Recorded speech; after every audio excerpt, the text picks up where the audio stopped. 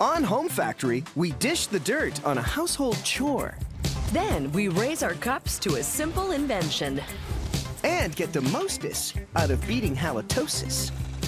But first, bear with us as we find a furry friend. Aw, shucks. Is there any friend more loyal than a teddy bear? Gee golly, he's always there for you, ready and waiting for snuggles and adventures. Today's adventure takes us to Vermont Teddy Bear Company's 43,000 square foot facility in Shelburne, Vermont. And this is a giant bear. No, wait. It's Kathy Carlisle, head of bear production. We make about 150,000 Vermont teddy bears per year. That's up to 30 times the amount of black bears in the state of Vermont. Vermont teddy bears give the best kind of bear hugs. Oh, yeah. And the day begins with workers arriving and clocking in. The first step is to pull fur out of storage and load it onto the cutting table. Vermont teddies are made with a plush faux fur. Workers lay out and cut 14 layers of fur onto a 3.5 meter long table. Then it's all up to Larry. I'm chief die cutter at the Vermont Teddy Bear Company, and I cut out all the teddy bears that we make. Today, Larry's cutting out a classic honey bear. Larry lays dies out on the fur and then presses them through all 14 layers with this 15-ton press. As much as you would a batch of cookie dough or something. Larry bundles up the cut pieces and puts them in boxes. And then they go see Pam. They come in here, I shake them.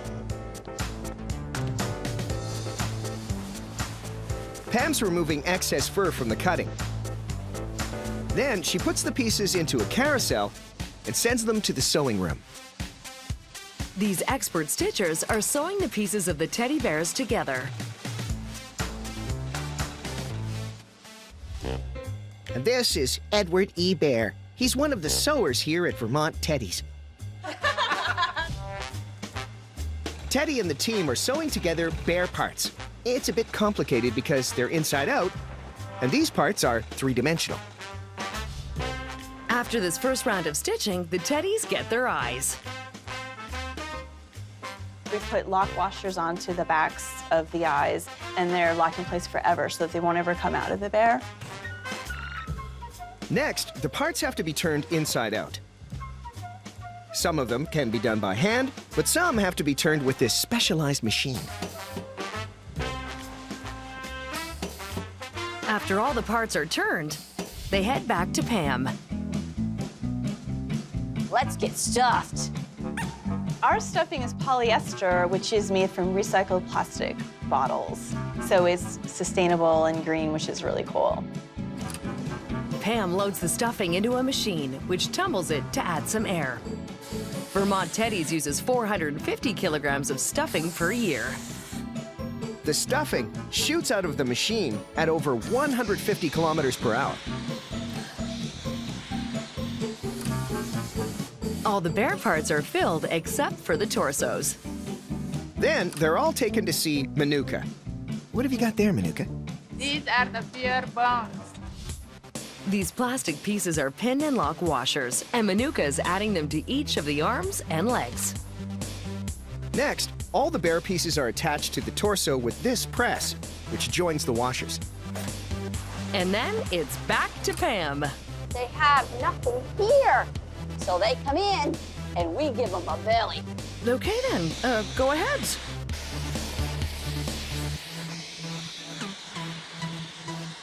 Gotta make sure he's got a good belly, nice butt, and he looks great.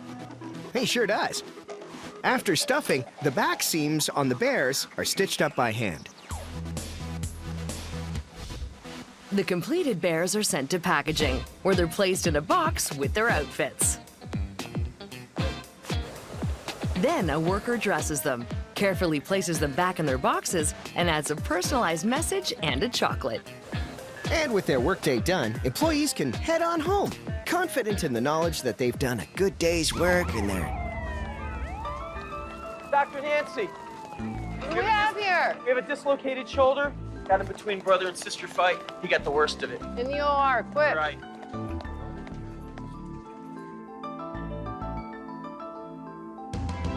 I'm Nancy. I'm the teddy bear doctor. And I'm Mike. I'm the doctor's assistant.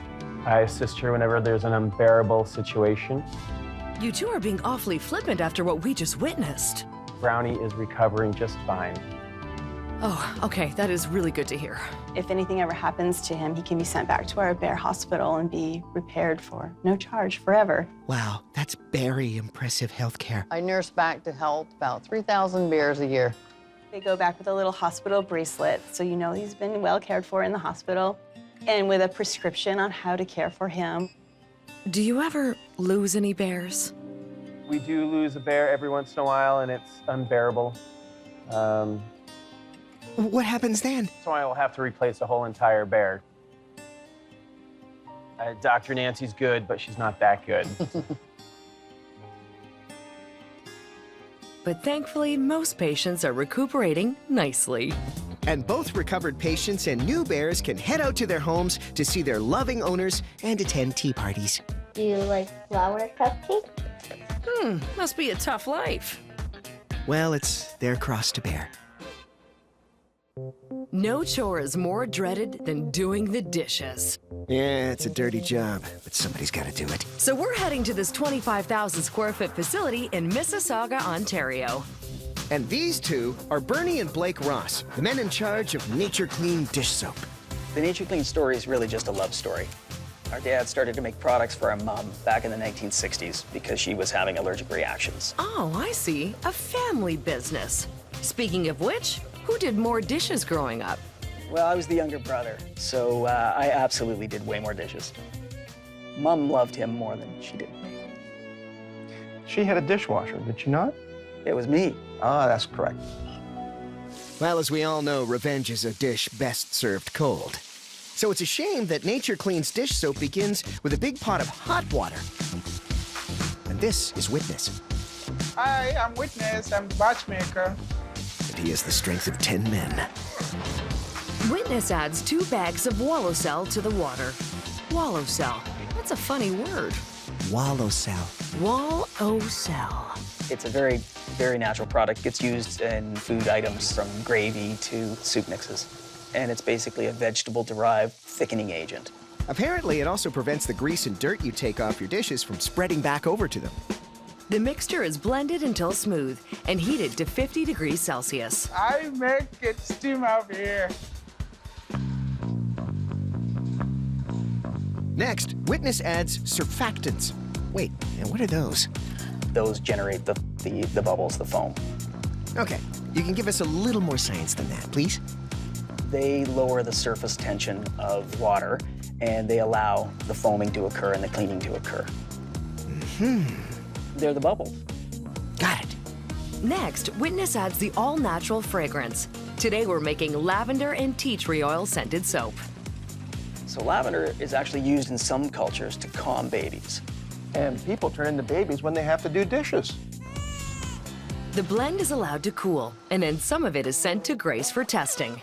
So what's the first test, Grace? This machine checks for the thickness. Next, Grace checks the pH balance of the soap to make sure it's not too acidic or basic.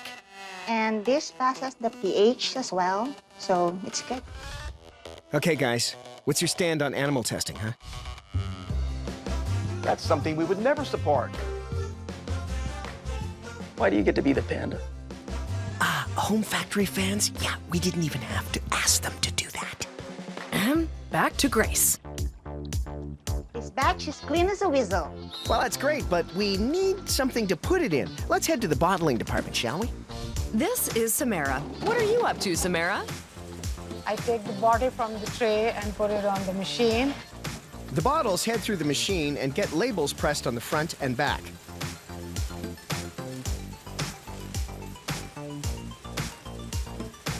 Samara runs about 8,000 bottles through each day. So, Samara, who does the dishes at your house? I do cooking and the dishes also. What? That is bullshit! Don't make me wash your mouth with this soap. Sorry. The labeled bottles fall into these boxes and are then packed up and taken over to Liz. Hi, I'm Liz. I work on the filling line.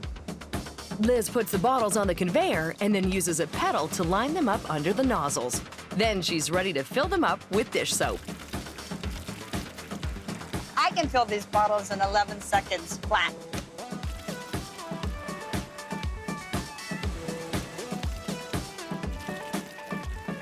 Once filled, the bottles head down the line to Winnie, Spinny Winnie.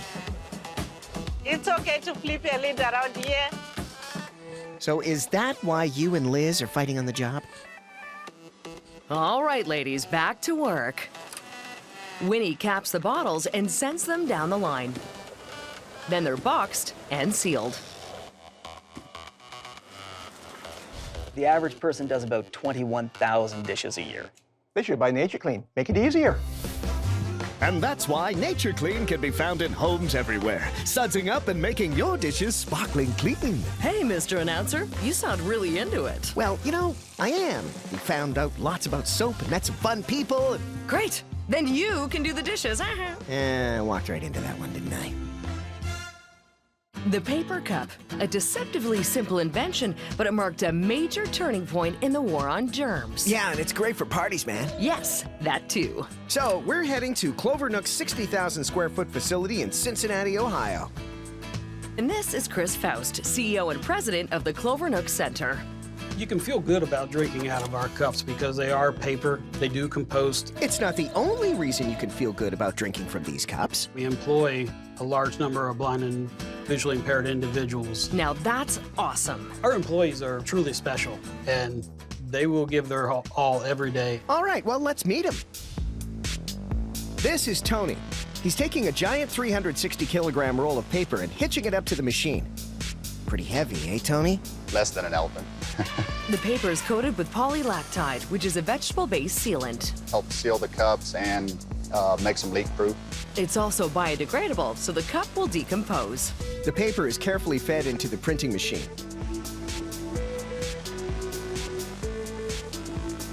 And then it's Ralph's turn to step up to the plate. This is the printing plate we're going to use for today's cups. So how does this thing work? It's like a giant rubber stamp. Ralph carefully lines up the flexible plate on a large roller and rolls it on. Then it's time to add a little color. Let's get inked.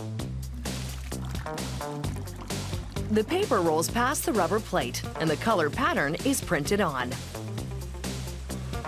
Yeah, so today we're running a red houndstooth pattern. But I can't believe you know what a houndstooth pattern is. Well, I'm very knowledgeable about Scottish textiles, dating back to the 1800s. Would you like to know more? No. The printed paper is then cut to size for a 280 milliliter cup. Now it's time for the cup forming magic. The cups are wrapped around a mold and sealed, and then a bottom is pressed on. That's happening crazy fast. Can we get a little slow-mo in here?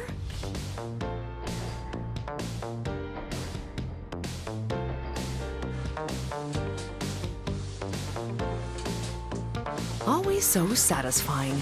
After the cups are formed, the top rims are rolled down, and the completed cup is sucked up into this tube. Faster than a speeding bullet, stronger than a locomotive. That tube's my favorite piece of the equipment. It's like something out of the future. Like some sort of space-age super-fast transportation device? It will mesmerize you if you sit there and watch it. Yes.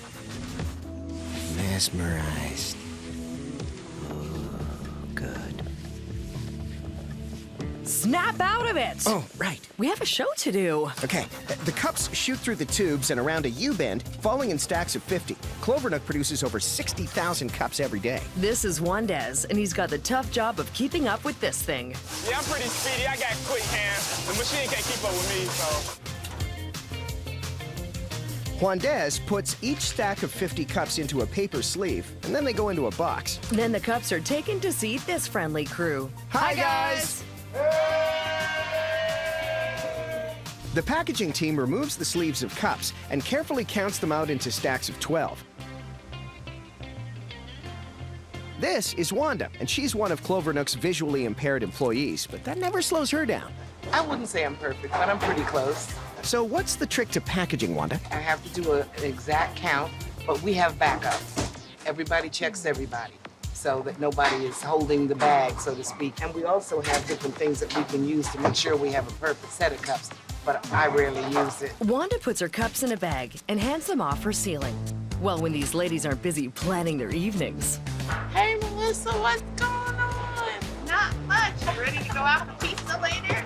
There's many things you can do with a paper cup. Yeah, like what? As the zoos and others use them as specimen cups. We're thinking a little more generally, Chris. You can play beer pong. You can do magic tricks. You can make forts out of them. Oh, now I know what I'm doing with my evening. We're not done here just yet. 4 sleeves of 12 cups are put into bags and then boxed and sealed. And now it's time to say goodbye to the packaging team. Bye, guys. See you later. Now can I go build a fort? Not yet. Hey, Chris, tell us what sets your cups apart. Our paper cups are fun because we're able to create different designs, different colors. Different designs, you say? Mm-hmm. Then let's go back to the printer. Ah, now that's a good-looking cup. And that's why Cloverduck paper cups can be found in homes everywhere, brightening up parties and holding your drinks. And for building forts. Oh, fine. Go ahead.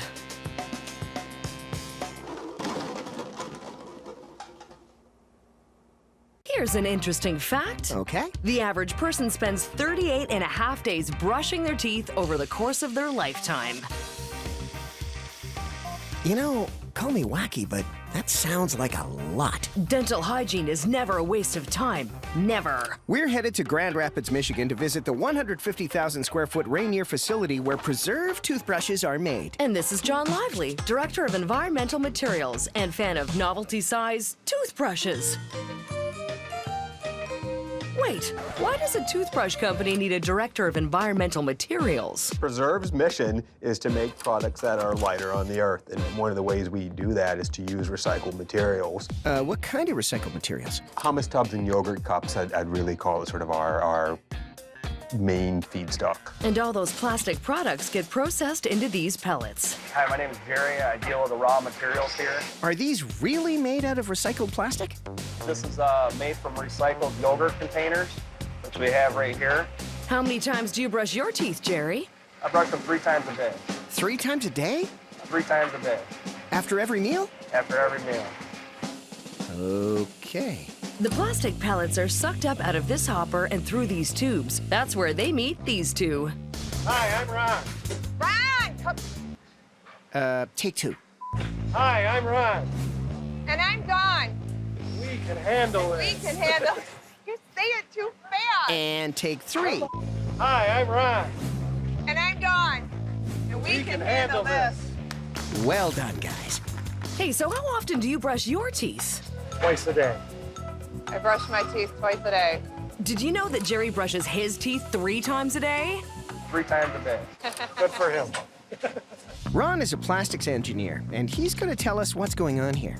We have an injection molding machine behind us that's making toothbrush handle. The plastic pellets are mixed with color and then heated at 220 degrees Celsius. The molten plastic is pumped into 8 molds.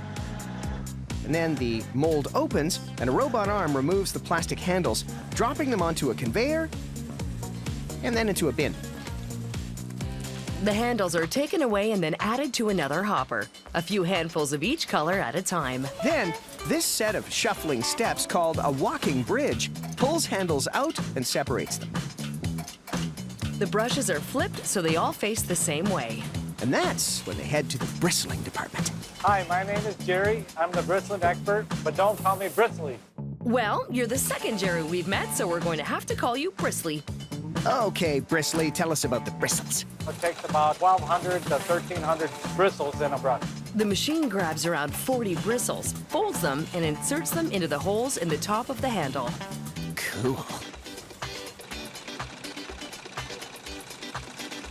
Then the bristles are trimmed, and the ends are rounded and polished, just like sandpaper, right, Bristly? The items that do the end rounding are similar to sandpaper, except it's a diamond compound on steel. That makes the ends of the bristles soft, so they won't damage your gums. Oh. The toothbrushes are then dropped off into a hopper. Preserve makes about 15,000 toothbrushes per day. And a few of them head over to Christina for a quality check. We definitely do go through these toothbrushes with a fine-tooth comb and make sure that they are exactly the way they should be before we let them out the doors. Christina uses a magnifying camera to check that the ends are shaped as they should be. But that's not it for quality checking. This is our tough retention machine. We use it to test our after touch and strength of the bristles. So after they manufacture them, we can bring them in here and pull the tuft out and make sure that they're not going to come out in anyone's mouth.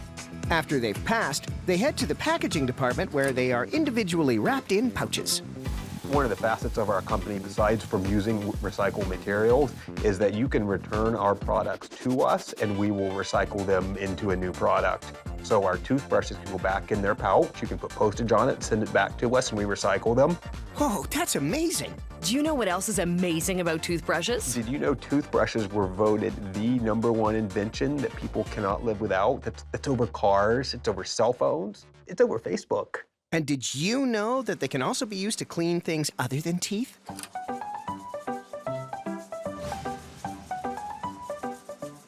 Yes, but their intended purpose is to head to homes where people will use them to scrub their chompers whether they like it or not. Because dental hygiene is very important. We are definitely doing our bit for healthy mouths today. Yeah, you'd think we could get something out of this. 4 out of 5 dentists recommend you watch Home Factory. Can we get a woo? Nicely done.